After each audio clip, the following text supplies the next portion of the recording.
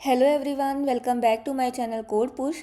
तो जैसे कि आपको पता है कि हमारी जावा डीएसए की सीरीज़ चल रही है और आज का जो लेक्चर है वो है सर्चिंग एल्गोरिदम्स। ठीक है, एरे हमें अगर दिया जाए, उस एरे में अगर हमें कोई पर्टिकुलर एलिमेंट ढूंढना है तो उसको सर्च करने के हमारे पास कौन कौन से एल्गोरिदम्स होते हैं, हम आज उनको डिस्कस करेंगे। ठीक है, तो मेनली हमारे पास दो एल्गोरिदम्स होते हैं जिसको यूज़ करके हम एरे में किसी भी एलिमेंट को सर्च कर सकते हैं। ठीक है, पहला एल्गोरिदम हमारा होता है लीनियर सर्च और उसके बाद जो हमारा एल्गोरिदम आता है वो आता है बाइनरी सर्च। ठीक है, तो सबसे पहले हम लीनियर सर्च देखेंगे कि लीनियर सर्च का क्या मतलब होता है। ठीक है, लीनियर सर्च का मतलब होता है सीक्वेंशियल स्कैन। देखो, सर्चिंग एल्गोरिदम देखो, सर्चिंग का मतलब क्या है कि हमें एक एरे दिया गया है। ठीक है, मान लो कि हमारे पास एक एरे है जिसमें हमारे पास काफ़ी सारे नंबर्स हैं। ठीक है, अब हमें यूज़र ने बोला है कि हमें इस एरे में, ठीक है, एक टारगेट दे दिया गया है कि हमें वो ढूंढना है कि वो हमारे एरे में कहाँ पर प्रेजेंट है। ठीक है, जैसे कि अब 78 है, तो अगर हम एरे की पोजीशंस देखें, ठीक है, तो 12 जो है वो 0 पोजीशन पर है, 67 1 पोजीशन पर है, 90 सेकंड पर है एंड 78 जो है वो हमारा थर्ड पोजीशन पर है। तो जो हमारी आउटपुट है वो हमारे पास क्या आ जाएगी, 3। ठीक है, ये थर्ड इंडेक्स पे हमारे एरे में 78 हमारे पास क्या है, प्रेजेंट है। ठीक है, और इन केस अगर हमारे पास आ जाता है कि टारगेट जो है वो आपका है 61, तो अब क्या करेंगे, हम देखेंगे क्या हमारे एरे में 61 है।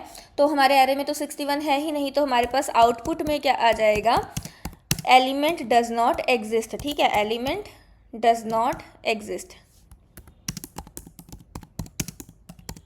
ठीक है, तो बेसिकली ये हमारे पास सर्चिंग होती है एरे में। ठीक है, अब इनको करने के दो तरीके हैं, एक लीनियर सर्च है, एक बाइनरी सर्च है। तो लीनियर सर्च के ऊपर हम पहले देखते हैं कि लीनियर सर्च क्या होता है। ठीक है, this is a sequential scan. ठीक है, ये एक सीक्वेंशियल स्कैन होता है, यानी कि 1 बाय 1। ठीक है, तो इसमें हमारे पास क्या होता है, check each element from left to right until you find the target. तो अब इसमें क्या करेंगे, हम सारे के सारे जो एलिमेंट्स हैं उनको चेक करेंगे जब तक हमें हमारा जो क्या है ये नहीं मिल जाता, टारगेट नहीं मिल जाता। ठीक है, तो हमने यहाँ पर क्या करना है, एरे में अगर हमें कुछ टारगेट दिया जाता है तो हम 1 बाय 1 पहले हर एक एलिमेंट को चेक करेंगे जब तक हमें हमारा टारगेट नहीं मिल जाता। तो हम क्या करेंगे, सिक्वेंशली लेफ्ट से राइट तक हम ट्रावर्स करेंगे पूरे एरे में। तो सबसे पहले हम यहाँ पर जाएंगे फर्स्ट पोजीशन पर। तो फर्स्ट पोजीशन पर हमें मिल रहा है 12। क्या 12 हमारे टारगेट की इक्वल है? नहीं। फिर हम आगे जाएंगे, आगे के एलिमेंट को चेक करेंगे, क्या हमारा 67 टारगेट की इक्वल है? नहीं। फिर हम आगे जाएंगे तो हमारे पास क्या आ जाएगा, 90। तो 90 क्या 78 के इक्वल है? नहीं। फिर से हम आगे जाएंगे तो हमें मिलता है 78। तो 78 जो है वो हमारे टारगेट के इक्वल है, यस, यानी कि हमें हमारा एलिमेंट मिल चुका है। तो हम चेक करेंगे कि इस 78 की पोजीशन क्या है हमारे एरे में। तो पोजीशन है 3। तो हम आउटपुट में दे देंगे कि भाई आपका जो टारगेट है वो एरे में इस पोजीशन या इस इंडेक्स पे पड़ा हुआ है। ठीक है, तो आई होप ये चीज़ आपको समझ में आ गई है लीनियर सर्च के बारे में। अब लीनियर सर्च का जो है हमारे पास कोड कैसे होगा, बहुत ही आसान है। ठीक है, तो देखो, ये मैंने ऑलरेडी मेन फंक्शन में क्या किया हुआ है, यूज़र से एक एरे ले लिया है। ठीक है, पहले मैंने साइज़ एंटर करवाया है यूज़र से, फिर मैंने एरे के जितने भी एलिमेंट्स थे उनको एंटर करवा के इस एरे में मैंने स्टोर कर लिया है। ठीक है, तो ये हमारे पास एक एरे बन जाता है। उसके बाद मैं यूज़र से ही टारगेट ले रही हूँ कि किसको आपने इस एरे में ढूंढना है, किसको आपने इस एरे में सर्च करना है। ठीक है, तो इतना इतना क्लियर है। अब हम क्या कर लेते हैं, सर्चिंग का एक फंक्शन बना लेते हैं। ठीक है, तो फंक्शन बनाने के लिए हम यूज़ करेंगे पब्लिक स्टैटिक वॉइड। ठीक है, अब हम यहाँ पर इस फंक्शन का नाम रख सकते हैं लीनियर सर्च। ठीक है, और हम यहाँ पर यूज़र से क्या लेने वाले हैं, एरे। ठीक है, एक इंट का हम एरे लेंगे और एक टारगेट लेंगे, है ना, कि जिसको हमें ढूंढना है।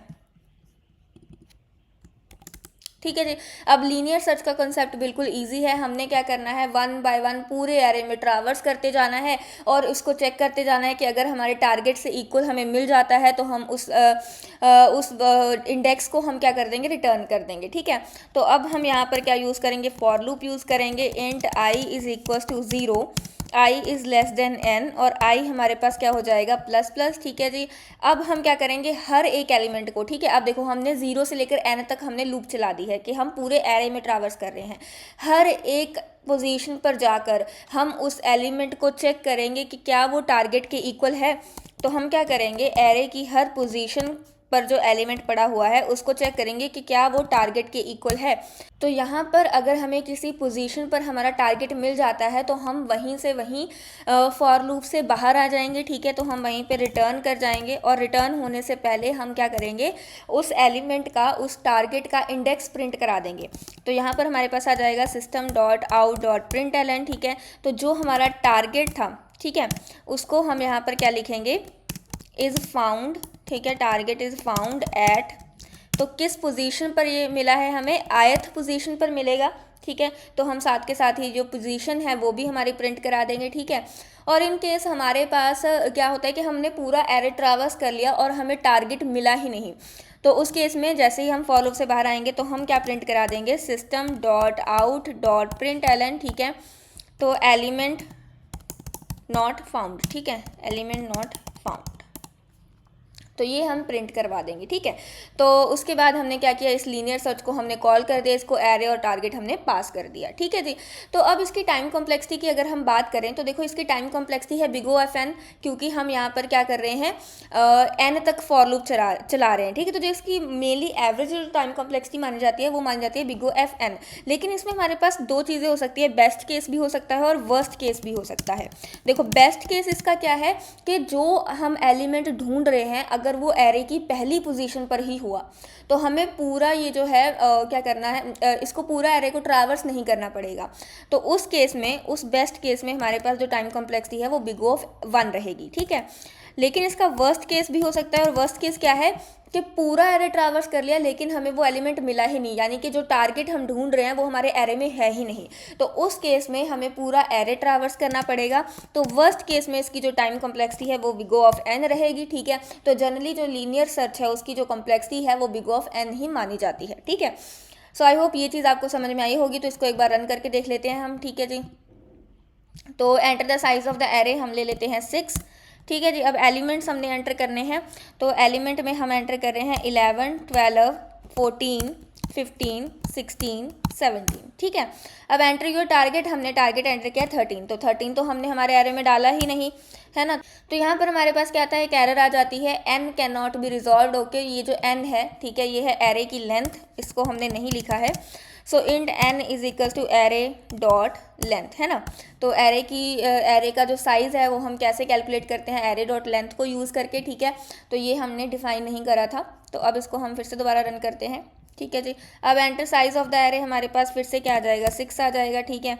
11, 12, 14, 15, 16, 17, ठीक है। अब एंटर योर टारगेट में हमारे पास आ जाता है, तो हम यहाँ पर एंटर करेंगे 13, तो हमारे पास यहाँ पर आ गया है एलिमेंट नॉट फाउंड, ठीक है। इसी तरीके से अगर हम फिर से इसको रन करते हैं और कोई ऐसा टारगेट डालते हैं जो है एग्जिस्ट करता है एरे में, तो यहाँ पर साइज आ जाएगा 12, ठीक है, 11, 12, 13, 14, 15, ठीक है। अब एंटर योर टारगेट हमने ऐड कर दिया 13, तो हमारे पास जो 13 है वो सेकंड पोजीशन पर है, देखो 0, 1, 2, और ये हमारा जो आंसर है वो बिल्कुल करेक्ट है। तो ये जो सर्च एल्गोरिदम होता है ये होता है लीनियर सर्च एल्गोरिदम, ठीक है। अब बात करते हैं बाइनरी सर्च की, ठीक है। अब क्योंकि ये जो लीनियर सर्च की जो टाइम कॉम्प्लेक्सिटी है वो है बिग O ऑफ n, ठीक है। तो हम क्या करते हैं, हम ट्राई करते हैं सबसे एफिशिएंट अप्रोच लगाएं। तो जो बाइनरी सर्च है उसकी जो टाइम कॉम्प्लेक्सिटी है वो इससे भी कम होती है, इसकी टाइम कॉम्प्लेक्सिटी होती है big O of log n, ठीक है। तो बाइनरी सर्च की जो टाइम कॉम्प्लेक्सिटी होती है, बाइनरी सर्च एल्गोरिदम को अगर हम यूज़ करके सर्च ऑपरेशन परफॉर्म करते हैं तो इसकी टाइम कॉम्प्लेक्सिटी लीनियर सर्च के कंपैरिजन कम होती है, big O of log n होती है, ठीक है। बट बाइनरी सर्च का क्या है, व्हेन इट अप्लाइज, ठीक है, ये कब अप्लाई होता है जो बाइनरी सर्च का एल्गोरिदम है, only when the array is sorted, it has logarithmic complexity, ठीक है। तो ये जो हमारा बाइनरी सर्च का एल्गोरिदम है, ठीक है, ये हम तभी अप्लाई कर सकते हैं अगर जो यूज़र ने हमें एरे दिया है अगर वो सॉर्टेड है, ठीक है, नॉन डिक्रीजिंग ऑर्डर में, यानी कि एक इंक्रीजिंग ऑर्डर में अगर हमारे पास जो है एरे सॉर्टेड है तभी हम ये बाइनरी सर्च का एल्गोरिदम यूज़ कर सकते हैं, अदरवाइज हम नहीं कर सकते, ठीक है। तो अब बाइनरी सर्च का एक हम एग्जाम्पल करके देखेंगे कि बाइनरी सर्च एक्चुअल में काम कैसे करता है, ठीक है। तो इसमें पहले हमें 3 पॉइंटर्स लेने हैं, ठीक है, 3 पॉइंटर लेने हैं। एक पॉइंटर होगा हमारा लोअर, एक होगा हायर और एक होगा मिड, है ना। तो लोअर हमारे पास, तो यहाँ पर हम पहले क्या करते हैं, कैरे बना लेते हैं, ठीक है, जैसे 11, 12, 14, 15, 16 और 17, ठीक है। तो ये हमारा एरे है। तो बेसिकली जो बाइनरी सर्च है, ठीक है, वो भी हमारे पास क्या है, पॉइंटर टेक्निक ही है एक तरीके की, है ना। तो जिसमें हमारे पास 3 पॉइंटर हम लेने वाले हैं। एक पॉइंटर होगा हमारा इंट लोअर, ठीक है, एल से ही मैं डोनेट कर रही हूँ लोअर को, जिसमें हमारे पास जो सबसे पहली पोजीशन है एरे की वो आएगी, है ना। तो देखो यहाँ पर हमारे पास क्या है, जो सबसे पहली पोजीशन होती है एरे की वो होती है 0, ठीक है, इंडेक्स 0 1 2 आ गया हमारे पास यहाँ पे 3 4 और 5, ठीक है। तो हमारे पास जो फर्स्ट पोजीशन है, ठीक है, यानी कि लोअर है, वो हमारे पास 0 आएगा, ठीक है। फिर उसके बाद अगर हम हायर की बात करें, ठीक है, एक हायर का हम ले लेते हैं पॉइंटर, ठीक है, उसमें हमारे पास क्या आता है n-1, यानी कि यहाँ पर हमारे पास क्या आएगा 5, जो लास्ट इंडेक्स है, ठीक है। तो 5 हमारे पास यहाँ पर आ जाएगा। फिर उसके बाद हमने क्या लेना है, एक मिड लेना है, ठीक है। At each step inspect the middle element. देखो हमने जो हमारी लूप है ना वो कब तक चलानी है, देखो पहला इंडेक्स जो है वो लोअर है और दूसरा इंडेक्स हमारे पास हायर है। तो हमने क्या करना है, ये लूप हमने कब तक चलानी है, जब तक जो हमारा लोअर है वो हायर से कम है, ठीक है। तो हम हमारी लूप कब तक चलाएंगे, जब तक हमारा जो लोअर है वो हायर से कम है, तब तक हमारी लूप चलेगी। जैसे ही लोअर और हायर एक ही पोजीशन पर आ जाते हैं, इसका मतलब ये हो गया है कि हमने पूरा एरे जो है वो ट्रावर्स कर लिया है, तो हम हमारी जो लूप है उसको वहीं पर ख़त्म कर देंगे, ठीक है। तो लोअर इज़ लेस देन और इक्वल टू हायर, तो जब दोनों एक पोजीशन पर आ जाते हैं वो हमारी लास्ट ट्रावर्सल होगी। उसके बाद हमें ट्रावर्स करने की ज़रूरत नहीं है, क्योंकि हमने ऑलरेडी सारा एरे जो है वो ट्रावर्स कर लिया होगा, ठीक है जी। ये चीज़ क्लियर है। अब हमें क्या करना है, हर एक स्टेप में मिडल एलिमेंट को फाइंड आउट करना है, ठीक है। अब मिडल एलिमेंट यानी कि हमने एक तीसरा ले लेना है मिडल, है ना। सो इंट मिड हमारे पास हमेशा कैसे निकलता है, lower plus higher divided by 2, है ना। तो अब फर्स्ट स्टेप में हमारे पास लोअर कितना आएगा, 0 + 5 डिवाइडेड बाय 2, है ना, यानी कि 5 डिवाइडेड बाय 2। अब क्योंकि हम इंट की बात कर रहे हैं, वैसे तो इसका आंसर आता है 2.5, लेकिन इंट में क्या होता है, इंट में हमारे पास जो डेसिमल है वो इग्नोर हो जाता है, तो हमारे पास आंसर सिर्फ आएगा 2। तो मिड हमारे पास अभी के लिए क्या है, 2, है ना। अब हमें क्या करना है, हमें देखना है, ठीक है, हमें फाइंड आउट करना है कि जो मिड पोजीशन पर एलिमेंट पड़ा है एरे का, क्या वो हमारे टारगेट के इक्वल है। अगर हमारे टारगेट के इक्वल हो जाता है तो हमारा एक टारगेट हमारा हम ले लेते हैं कि टारगेट जो है आपका वो है 12, ठीक है। तो अब हमें ये देखना है कि जो सबसे पहले हम यही चेक करेंगे कि मिड पोजीशन पर जो एलिमेंट पड़ा है क्या वो टारगेट के इक्वल है। अगर टारगेट के इक्वल है तो हमारा आंसर मिल गया हमें, ठीक है, सोल्यूशन हो गया। बट अदरवाइज अगर टारगेट के इक्वल नहीं है और अगर हमारा ये जो मिड पे जो एलिमेंट पड़ा हुआ है वो टारगेट से अगर लेस है, अगर टारगेट से लेस है, देखो अगर हम ना अभी क्या है कि इसको ना हम 2 पार्ट में डिवाइड करके देखेंगे। ये मिड ले लिया आपने, मिड के इधर वाली साइड वाला जो एरे है वो लेफ्ट पार्ट हो गया, जो मिड के इस वाली साइड वाला है वो हो गया राइट पार्ट, ठीक है। अब इतना पता है कि ये जो एरे है वो सॉर्टर रहेगा हमेशा असेंडिंग ऑर्डर में, है ना, बाइनरी सर्च उसी में अप्लाई होता है। तो अब इसका क्या मतलब है कि जो हमारे मिड के इस साइड है वो हमारे पास बिगर नंबर है, जो इस साइड है वो हमारे पास लेसर नंबर है, ठीक है। ये चीज़ आपको क्लियर है। तो अब हमें ये कंपैरिजन करना है कि जो हमारा जो मिड पोजीशन पर जो एलिमेंट पड़ा हुआ है अगर वो टारगेट से लेस है, अगर वो टारगेट से लेस है तो इसका मतलब क्या है कि जो हमारा टारगेट है वो राइट वाले पार्ट में होगा, है ना, राइट वाले हाफ में होगा। और अगर हमारा जो मिड है वो ग्रेटर है टारगेट से तो इसका मतलब हमारा जो एलिमेंट है वो लेफ्ट वाले पार्ट में होगा। ये चीज़ ऑब्वियस है आपकी, है ना। तो हम क्या करेंगे, हम यहाँ पर कंपैरिजन करते हैं। तो अब देखो 2 पोजीशन पर जो मिड पड़ा है वो 14 है, क्या 14 12 के इक्वल है, नहीं है। तो अब हम क्या चेक करेंगे, अब हम ये चेक करेंगे। तो सबसे पहले हमने ये चेक कर लिया, इफ़ एरे मतलब मिड पोजीशन पर एरे का जो एलिमेंट है अगर वो टारगेट के इक्वल हो जाता है तो हम यहीं से रिटर्न हो जाएंगे कि हमें इंडेक्स मिल गया और हम यहाँ से रिटर्न हो जाते हैं, ठीक है जी। बट अदरवाइज ये ऐसी चीज़ नहीं होती है। तो हम क्या चेक करेंगे, एल्स इफ लगाएंगे तो हम चेक करेंगे कि अगर हमारा जो मिड पोजीशन पर एलिमेंट पड़ा है वो टारगेट से कम है, अगर वो टारगेट से कम है यानी कि हमें बड़ा नंबर चाहिए, तो हम कहाँ पर जाएंगे, तो हम हमारी जो सर्चिंग है अब वो सिर्फ इस वाले पार्ट में करेंगे। ये वाला जो पूरा एरे है ये हम छोड़ देंगे, यानी कि अब हमें सिर्फ इतने हिस्से में ट्रैवर्स करना है। अब हमें पूरे एरे में ट्रैवर्स करने की बजाय सिर्फ इतने से हिस्से में ट्रैवर्स करना होगा। I hope you are getting the point. ठीक है, तो अब हमारे पास क्या होगा, अगर हम अब राइट पार्ट में जाते हैं तो जो हमारी लोअर की जो पोजीशन है ना, वो हमारे पास इस टाइम क्या हो जाती है, लोअर की जो हमारी पोजीशन है वो इस टाइम हमारे पास हो जाएगी मिड प्लस 1। ठीक है, मिड प्लस 1 होएगी, और हायर तो हमारे पास लास्ट में ही है तो वो एज इट इज़ रह जाएगा। ठीक है, सो ये चीज़ आपको समझ में आ गई। तो जब नेक्स्ट टाइम जाएंगे तो हम क्या करेंगे, ये जो हमारी लोअर की जो वैल्यू है वो यहाँ पर आ चुकी होगी। ठीक है, और हायर की वैल्यू यहाँ पर है, तो इस बार 3 और 5 होगा लोअर और हायर। अगर हमारे पास जो मिड की वैल्यू, मिड में जो वैल्यू मिल रही है वो अगर हमारे पास क्या है, जो हमारा टारगेट है उससे बड़ी है, तो इसका मतलब हमें छोटे एलिमेंट्स चाहिए, तो हम इस वाले पार्ट में सर्च करेंगे, है ना। तो उस केस में हमारे पास क्या हो जाएगा, तो उस केस में हमारे पास क्या होगा, लोअर की वैल्यू 0 ही रहेगी, जो हायर की वैल्यू है वो हमारी ये वाली हो जाएगी, यानी कि जो हायर की वैल्यू है वो हमारे पास क्या हो जाएगी, मिड माइनस 1 हो जाएगी। ठीक है, ये चीज़ क्लियर है। तो अब हम चलते हैं इसकी ओर, है ना। तो अब हमें ये जो मिड है, मिड हमारे पास 14 था, तो 14 जो है वो किस केस में आ रहा है कि 14 हमारे पास टारगेट से बड़ा है, यानी कि ये वाली चीज़ होगी। तो अब हमें कौन से हिस्से में सर्च करना है, अब हमें सिर्फ इस वाले हिस्से में सर्च करना होगा। क्यों, क्योंकि देखो लोअर तो 0 ही रहेगा, मिड की और हायर की वैल्यू हम क्या कर रहे हैं, मिड माइनस 1। तो मिड हमारा 2 था, 2 माइनस 1 यानी कि 1। तो अब हमारे पास लोअर हो गया है 0 और हायर हो गया है 1, तो यानी कि अब हम सिर्फ इस हिस्से में सर्च करेंगे, है ना। तो अब इस हिस्से में जब हम सर्च करेंगे, जब हम आएंगे तो फिर से हमारा क्या होगा, मिड कैलकुलेट होगा लोअर प्लस हायर, और लोअर हमारे पास इस बार है 0 और हायर हमारे पास है 1, है ना। तो 0 प्लस 1/2 हो जाएगा हमारे पास।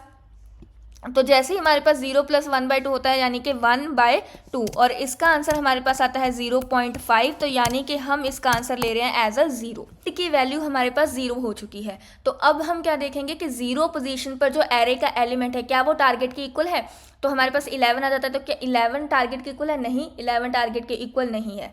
फिर आगे चेक कर रहे हैं हम, क्या जो मिड पे हमें एलिमेंट मिल रहा है यानी कि 11, क्या वो हमारे टारगेट से छोटा है, यस, हमारे पास टारगेट से वो कम है। तो इस केस में हम लोअर की वैल्यू जो है वो क्या कर देंगे, मिड से 1 ज़्यादा कर देंगे। तो अब लोअर जो मिड की वैल्यू है वो क्या है, 0। तो अब हमारे पास लोअर की वैल्यू क्या हो चुकी है, 0 प्लस 1 यानी कि 1 के इक्वल हो चुकी है। ठीक है, ये चीज़ आपके पास क्लियर है। तो अब हमारे पास क्या हो चुका है, लोअर की वैल्यू 1 हो चुकी है और हायर की वैल्यू भी 1 हो चुकी है ना। अब फिर से हम यहाँ पर आएंगे, अब हमारे पास कैलकुलेट होगा, अब हमारे पास होगा 1 प्लस 1/2, है ना। तो यानी कि 2/2, और अब हमारे पास मिड की वैल्यू क्या आ चुकी है, 1 आ चुकी है, यानी कि इस पोजीशन पर आ चुके हैं। अब हम चेक करेंगे क्या जो मिड पोजीशन पर एरे की वैल्यू है वो टारगेट की इक्वल है। यस, 1 पोजीशन पर जो हमारे पास एलिमेंट है वो टारगेट के इक्वल है, तो हमें हमारा जो टारगेट है वो मिल चुका है। ठीक है, तो आई होप ये चीज़ आपको समझ में आ गई। टाइम कॉम्प्लेक्सिटी की बात करें, ठीक है, तो हमारे पास देखो क्या है कि सबसे पहले हमारे पास एरे होता है। ठीक है, मिड के हिसाब से हम उसको एक हाफ में डिवाइड कर देते हैं और सिर्फ हाफ पार्ट में सर्च करते हैं। फिर उसमें हम फिर से मिड निकालते हैं और उस हाफ के भी हाफ पार्ट में सर्च करते हैं। तो यानी कि हम हमारे एरे को हाफ में डिवाइड कर रहे हैं। और कब तक डिवाइड करते हैं, जब तक हमारे एरे में सिर्फ एक एलिमेंट नहीं बच जाता, है ना। तो यानी कि सबसे पहले n स्टेप्स होते हैं हमारे पास, फिर वो n/2 में डिवाइड हो जाते हैं, फिर वो n/4 हो जाते हैं। ठीक है, and then n/8 and so on, और कब तक ये चलता है, k स्टेप्स तक चलता है, और जब तक हमारे पास हमारे एरे में सिर्फ एक एलिमेंट नहीं बच जाता तब तक।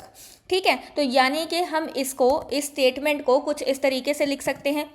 ठीक है, क्योंकि हमारे पास क्या होता है यहाँ पर क्योंकि पहले 2 है, फिर 2⁴, 2⁴ और ये k स्टेप्स तक चलता है, तो 2⁴k = 1। ठीक है, तो हम इसको कुछ इस तरीके से लिख सकते हैं, जो कि हमारे पास बाद में हो जाएगा n = 2⁴k। ठीक है, तो अब अगर हम इन दोनों साइड पर देखें, अगर हम दोनों साइड पर बेस 2 का लॉग लगाते हैं, ठीक है, अगर हम दोनों साइड पर लॉग लगाते हैं, ठीक है, सो ये हमारे पास बन जाता है log n = log 2⁴k, है ना। तो ये अगर हमारे पास बनता है 2⁴k, और ये जो हमारे पास है log वो भी है बेस 2 का लॉग। तो हमें ये पता है कि जब हमारे पास log 2 raise to power k जो पावर में होता है ना, वो हमारे पास आगे आ जाता है, ठीक है, अगर आपने मैथमेटिक्स पढ़ा हो अच्छे से। तो यहाँ पर हमारे पास k और log 2 आ जाता है, ठीक है। अब देखो बेस 2 का log 2, ठीक है, 2/2 ये कैंसिल हो जाएगा, तो यानी कि हमारे पास log n is equal to k, तो यानी कि k की वैल्यू यानी कि नंबर ऑफ स्टेप्स की वैल्यू हमारे पास log n आ जाती है। तो हमारी जो टाइम कॉम्प्लेक्सिटी है वो हो जाएगी big O of log n, ठीक है। सो आई होप आपको समझ में आया होगा कि बाइनरी सर्च की जो टाइम कॉम्प्लेक्सिटी है वो हमने कैसे कैलकुलेट करी है और इसका एल्गोरिदम क्या है। अगर आपको नहीं समझ में आया है तो प्लीज़ कमेंट सेक्शन में मुझे ज़रूर बताना कि आपको कौन से पार्ट से क्या चीज़ समझ में नहीं आई है, ठीक है। तो अब इस पूरी चीज़ को हम हमारे कोड के साथ करके देख लेते हैं, ठीक है। ये लीनियर सर्च का हमने फंक्शन बनाया है, सेम ही हम क्या करेंगे, बाइनरी सर्च के लिए भी एक फंक्शन बना देंगे, ठीक है। तो यहाँ पर लीनियर सर्च की बजाय हम लिखेंगे बाइनरी सर्च, ठीक है जी। और ये हमारे पास एरे लेंथ है, ठीक है, एरे की ये चीज़ हमारे पास इतना रहेगा। अब एक मिनट, तो ये हमारे पास, हाँ, तो इस फॉर लूप को हम हटा देंगे, ठीक है। तो यहाँ पर हमने 3 पॉइंटर्स लेने थे, ठीक है। पहले सबसे पहले लोअर पॉइंटर होगा हमारे पास 0, और फिर उसके बाद हमारे पास जो हायर पॉइंटर है वो रहेगा हमारे पास n-1। इसके बाद हमारे पास वाइल लूप चलेगी जब तक हमारा जो l है वो लेस देन इक्वल्स टू किसके है, n के, है ना, तब तक ये हमारी लूप चलेगी। और हम सबसे पहले क्या करेंगे, मिड फाइंड आउट करते हैं। मिड हमारे पास कैसे फाइंड आउट होता है, lower plus higher divided by 2, ठीक है जी। फिर उसके बाद हम चेक करेंगे इफ़ हमारे पास जो मिड पोजीशन पर एरे का जो एलिमेंट है अगर वो टारगेट के इक्वल हो जाता है ना, तो हम वहीं से रिटर्न हो जाएंगे, ठीक है। तो हम वहीं से क्या हो जाएंगे, रिटर्न हो जाएंगे। और यहाँ पर हम क्या प्रिंट करा देंगे, system.out.println, ठीक है, एलिमेंट फाउंड एट, ठीक है। और हम साथ में क्या करेंगे, इंडेक्स प्रिंट करा देंगे। और इंडेक्स हमारे पास क्या होगा, मिड, है ना, क्योंकि मिड पोजीशन वाला एलिमेंट है जो हमने लिया है, तो यहाँ पर हम मिड प्रिंट करा देंगे, ठीक है। और एल्स में हम क्या चेक करेंगे, 2 कंडीशंस हमारे पास आएंगी बैक टू बैक। अगर हमारे पास जो मिड है, ठीक है, जो मिड है अगर वो हमारे पास लेस होता है टारगेट से, तो हम राइट हाफ में जाएंगे। और राइट हाफ में जाने के लिए हम क्या करेंगे, लोअर की जो वैल्यू है वो बढ़ा देंगे। तो लोअर की वैल्यू जो है वो हमारे पास मिड प्लस 1 हो जाएगी, ठीक है। और अगर हमारे पास क्या होता है, मिड पे एरे के मिड पे जो हमें एलिमेंट मिल रहा है अगर वो बड़ा है, तो उस केस में हमारे पास क्या हो जाएगा, हम लेफ्ट वाले पार्ट में जाएंगे, यानी कि हायर की वैल्यू हम क्या कर देंगे, कम कर देंगे, मिड -1 कर देंगे, ठीक है। सो आई होप ये चीज़ आपको समझ में आई होगी। तो अब हम यहाँ पर लीनियर सर्च की बजाय यहाँ पर क्या सर्च करेंगे, बाइनरी सर्च को यूज़ करके हम सर्च करेंगे, ठीक है। तो रन करने से पहले हम कोड को एक बार रिव्यू कर लेते हैं, क्योंकि एज़ यूजुअल गलतियाँ बहुत हो जाती हैं। तो यहाँ पर हमने ठीक है, तो मिल गई है। तो हमने यहाँ पर n यूज़ कर लिया है, जबकि हमारे एल्गोरिदम के अकॉर्डिंग हमने हायर और लोअर देखना था कि जब तक लोअर और हायर एक पोजीशन पर हैं तब तक जब तक लोअर और हायर एक दूसरे को क्रॉस नहीं करते तब तक हमने वाइल लूप चलानी थी, है ना। तो एक तो ये हमें मिल चुका है, और दूसरा हमारे पास ये सिचुएशन आ गई है, यहाँ पर हमने l + h/2, तो ये हमारे पास क्या हो सकते हैं, ऑपरेटर्स। इनको हमने अलग रखना है क्योंकि पहले प्लस होगा आपस में, फिर उनका डिवाइड होगा, है ना। तो अब इसको हम कर लेते हैं रन। तो अब हमारे पास enter the size of the array है 5, ठीक है। और मैंने यहाँ पर एंटर किया 11, 12, 14, 15, 16, ठीक है। और मैं अब इसमें से फाइंड आउट करना चाहती हूँ 15, और 15 किस पोजीशन पर है, 0, 1, 2, 3, तो 3 पोजीशन पर है। सो एलिमेंट फाउंड एट 3, बिल्कुल सही, ठीक है। अब हम कुछ ऐसा करके देखते हैं जो हमारे पास है ही नहीं, है ना। तो enter the size of the array हमारे पास है 5, 11 हो गया, 12 हो गया, 14 हो गया, 15 हो गया, 16 हो गया, और एंटर योर टारगेट में हमारे पास 13 आ चुका है, एलिमेंट नॉट फाउंड, ठीक है। तो ये थी हमारे पास बाइनरी सर्च एल्गोरिदम, ठीक है। सो आई होप आपको समझ में आ गए हैं। 2 एल्गोरिदम्स हमने करे हैं एरेज में सर्च के लिए, एक है लीनियर सर्च और एक है बाइनरी सर्च। दोनों की टाइम कॉम्प्लेक्सिटी भी हमने देख ली है। और प्लीज़ अगर आपको कुछ भी समझ में नहीं आया तो कमेंट सेक्शन में पूछ सकते हैं, ठीक है। So that's it for the day.